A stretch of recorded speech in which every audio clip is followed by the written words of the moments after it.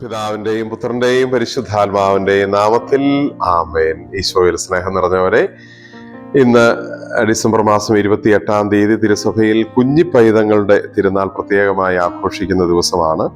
ഈശോയുടെ ജനനത്തോടനുബന്ധിച്ച് ഹെറോദേസ് രാജാവ് 2 വയസ്സിൽ താഴെയുള്ള എല്ലാ കുഞ്ഞുങ്ങളെയും കൊല്ലാനുള്ള ഉത്തരവ് പുറപ്പെടുവിച്ചപ്പോൾ ഈശോയെ പ്രതി മരിക്കേണ്ടി വന്ന ആ കുഞ്ഞുങ്ങളെ വലിയ വിശുദ്ധരുടെ ഗണത്തിൽ തിരുസഭ കാണുന്നു.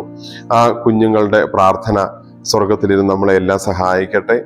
പ്രത്യേകിച്ച് ഈ നാളുകളിൽ ക്രിസ്തുമസിന് ശേഷം കത്തോലിക്കാ സഭയിൽ പലയിടങ്ങളിലും പൗരോഹിത്യത്തിലേക്ക് വൈദികരായി ഡീക്കന്മാർ ജന്മമെടുക്കുന്ന ദിവസങ്ങളാണ്. പൗരോഹിത്യ പട്ടങ്ങൾ സ്വീകരിക്കുന്ന ദിവസമാണ്. എല്ലാവർക്കും ദൈവാനുഗ്രഹം പ്രാർത്ഥിക്കുന്നു. സമൃദ്ധമായി ദൈവം ആ പുരോഹിതരിലൂടെ ഈ ലോകത്തിൽ ശക്തമായി പ്രവർത്തിക്കാൻ ഇടവരട്ടെ എന്ന് ആശംസിക്കുന്നു, പ്രാർത്ഥിക്കുന്നു. ഇന്ന് വിശുദ്ധ കുർബാനയിൽ നമ്മൾ വായിച്ച് ധ്യാനിക്കുന്നത് വിശുദ്ധ യോഹന്നാൻ അറിയിച്ച സുവിശേഷം 1-ാം അധ്യായം 19 മുതൽ 29 വരെയുള്ള വാക്യങ്ങളാണ്. സ്നാപക യോഹന്നാൻ ഈശോയെക്കുറിച്ച് സാക്ഷ്യപ്പെടുത്തുന്ന ഒരു തിരുവചന ഭാഗമാണിത്. സ്നാപക യോഹന്നാൻ ഈശോയെക്കുറിച്ച് അവിടെ ഇങ്ങനെ പറയുന്ന ഒരു വാക്യത്തിൽ, നിങ്ങൾ അറിയാത്ത ഒരുവൻ നിങ്ങളുടെ മധ്യേ നിൽപ്പുണ്ട്. ഇത് നമുക്ക് വലിയൊരു ആത്മപരിശോധനയ്ക്കുള്ള ഓർമ്മപ്പെടുത്തലാണ്. നിങ്ങൾ അറിയാത്ത ഒരുവൻ നിങ്ങളുടെ മധ്യേ നിൽപ്പുണ്ട്. ഈശോ വന്നതിനെക്കുറിച്ച്, ഈശോയുടെ പ്രവർത്തനങ്ങളെക്കുറിച്ച് ആ കാലത്ത് മനസ്സിലാക്കാതെ പോയ ആളുകളോട് സ്നാപക യോഹന്നാൻ ഈശോയെക്കുറിച്ച് സൂചിപ്പിച്ചതാണ്. ഇത് നമുക്കുമുള്ള വലിയ ഒരു ഓർമ്മപ്പെടുത്തലാണ്.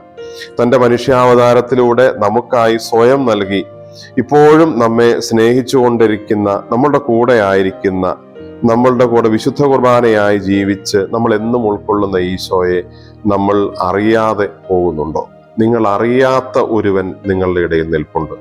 ഞാൻ അറിയാത്ത ഒരാളാണോ ഈശോ? ആ ചോദ്യം ഒന്നുകൂടി ആഴത്തിൽ നമ്മൾ ചിന്തിച്ചാൽ, അറിയേണ്ട രീതിയിൽ ഈശോയെ അറിഞ്ഞോ എന്നാണ് ആ ചോദ്യത്തിനർത്ഥം. നമുക്ക് നമ്മുടെ രക്ഷകനാണെന്ന് നമ്മൾ പറയുന്നു, അല്ലെങ്കിൽ അതൊക്കെ വെറും പറച്ചിലിൽ മാത്രം നിൽക്കാതെ അറിയേണ്ട രീതിയിൽ, അനുഭവത്തിന്റെ രീതിയിൽ ഈശോയെ മനസ്സിലാക്കിയിട്ടുണ്ടോ എന്നുള്ളതാണ് ഇവിടെ വളരെ പ്രത്യേകമായി നമ്മൾ ചിന്തിക്കേണ്ടത്. ഉപരിപ്ലവമായ പുറമേയുള്ള വാക്കുകളിൽ മാത്രമുള്ള ഒരു അറിവാണോ എനിക്ക് ഈശോയെ കുറിച്ചുള്ളത്? അതെയോ ഈശോ എൻ്റെ രക്ഷകനാണെന്ന്, എൻ്റെ ഹൃദയത്തിൽ എപ്പോഴുമുള്ള ജീവിക്കുന്ന ദൈവസാന്നിധ്യമാണെന്ന് ഞാൻ അറിയുന്നുണ്ടോ, മനസ്സിലാക്കുന്നുണ്ടോ? ആ ഈശോയിൽ അതനുസരിച്ച് ഞാൻ ആശ്രയിക്കുന്നുണ്ടോ? ഇതെല്ലാം അതിൻ്റെ ഭാഗമായി വരുന്ന കാര്യങ്ങളാണ്. അതുകൊണ്ട് തന്നെ ഞാൻ വേണ്ട രീതിയിൽ ഈശോയെ അറിഞ്ഞിട്ടുണ്ടോ?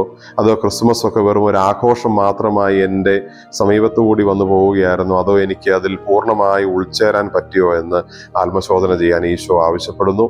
ഏതാനും ദിവസങ്ങൾക്ക് ശേഷം നമ്മൾ പുതിയ വർഷത്തിലേക്ക് പ്രവേശിക്കുന്നു.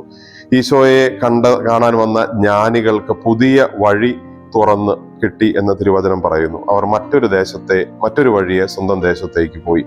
നമ്മൾ പുതിയൊരു വർഷത്തിലേക്ക്, പുതിയൊരു വഴിയിലേക്ക് കടക്കുമ്പോൾ ഈശോയുടെ കൈപിടിച്ച് ഈശോയെ കൂട്ടി നമുക്ക് ആ യാത്ര മുമ്പോട്ട് പോകാൻ സാധിക്കട്ടെ. ഈശോയെ വേണ്ട രീതിയിൽ അറിഞ്ഞെങ്കിലേ, മനസ്സിലാക്കിയെങ്കിലേ നമുക്ക് വ്യത്യസ്തരായ പുതിയ വ്യക്തികളായി പുതിയ വർഷത്തിൽ ജീവിക്കാനായിട്ട് സാധിക്കുകയുള്ളൂ. അതുകൊണ്ട് അറിയേണ്ട രീതിയിൽ ഈശോയെ അറിയാൻ, സ്നേഹത്തിൽ, പ്രാർത്ഥനയിൽ, കൂട്ടായ്മയിൽ, സഭയോടുള്ള ബന്ധത്തിൽ, കൂദാശകളുടെ സ്വീകരണത്തിൽ, ഏറ്റവും കൂടുതലായി ഹൃദയത്തിലുള്ള വലിയ അനുഭവത്തിൽ ഈശോയെ വേണ്ട രീതിയിൽ അറിയാനും മനസ്സിലാക്കാനും നമുക്ക് ഈ നാളുകളിൽ സാധിക്കട്ടെ. നമുക്ക് പ്രാർത്ഥിക്കാം. കർത്താവായ ഈശോയെ, ഞങ്ങൾ അങ്ങേ ആരാധിക്കുന്നു, സ്തുതിക്കുന്നു, നന്ദി പറയുന്നു. ഞങ്ങളുടെ മുമ്പിൽ വലിയൊരു ചോദ്യചിഹ്നമാണ് ഇന്നത്തെ തിരുവചനം. ഞങ്ങൾ വേണ്ട രീതിയിൽ അങ്ങേ അറിയാതെ പോകുന്നുണ്ടോ എന്ന് അങ്ങ് ഞങ്ങളോട് ചിന്തിക്കാൻ ആവശ്യപ്പെടുന്നു. കർത്താവെ, അങ്ങയുടെ ആളുകളായി, അങ്ങയുടെ ശിഷ്യരായി ഞങ്ങൾ നടക്കുമ്പോഴും അങ്ങയെ ആഴത്തിൽ അറിയാനും മനസ്സിലാക്കാനും, ഞങ്ങൾ അറിയാതെ ഞങ്ങളുടെ കൂടെ നിൽക്കുന്ന ഒരു സാന്നിധ്യമായിട്ടല്ല, ഞങ്ങൾ പൂർണ്ണ അറിവിൽ, പൂർണ്ണ മനസ്സിൽ മനസ്സിലാക്കുന്ന ഒരു കാര്യമായി, ഒരു വ്യക്തിയായി, ഞങ്ങളുടെ രക്ഷയായി അങ്ങേ അറിയാനും അനുഭവിക്കാനും മനസ്സിലാക്കാനും ഞങ്ങളെ സമൃദ്ധമായി അനുഗ്രഹിക്കണം. നമ്മുടെ കർത്താവ് ഈശോ മിശിഹായുടെ കൃപയും പിതാവായ ദൈവത്തിന്റെ സ്നേഹവും പരിശുദ്ധാത്മാവിന്റെ സഹവാസവും നാം എല്ലാവരോടും കൂടെ ഉണ്ടായിരിക്കട്ടെ, ഇപ്പോഴും എപ്പോഴും എന്നേക്കും. ആമേൻ. ഈശോ മിശിഹായ്ക്ക് സ്തുതിയായിരിക്കട്ടെ.